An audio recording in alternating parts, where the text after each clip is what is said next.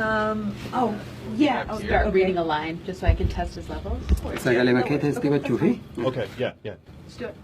Maqaan kiyya Faayisaa Leellisaati. Yeroo darbe Riyootti meedaaliyaa birrii mo'adhe.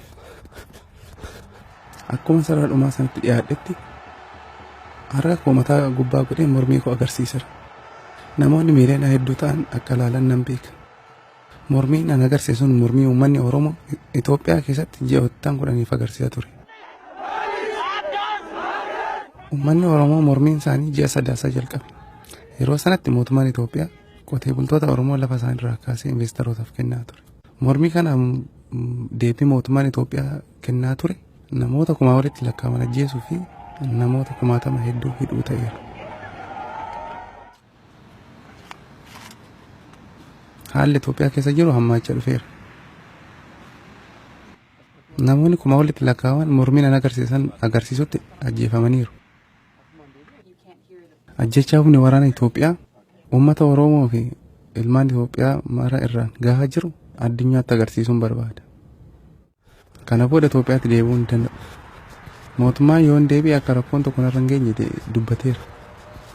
Garuu yoon deebi'e na ajjeesuu danda'a, na hidhuu danda'an.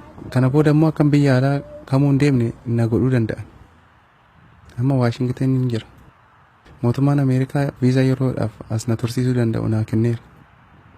Garuu haadha warraa koo ijoollee koo haadha koorraa addaan bahin jira. Akkuma uummata kiyyaa uummanni Ameerikaa nagaa jaallata. Kana malees faayidaa bilisummaa dimokiraasii mirga dhalaa ni beeka. Waan ani uummata Ameerikaa gaafadhu hariiroo mootummaan Ameerikaa mootummaa Itoophiyaa wajjin qabu wantoota kanarratti kan hundaa'e akka ta'u.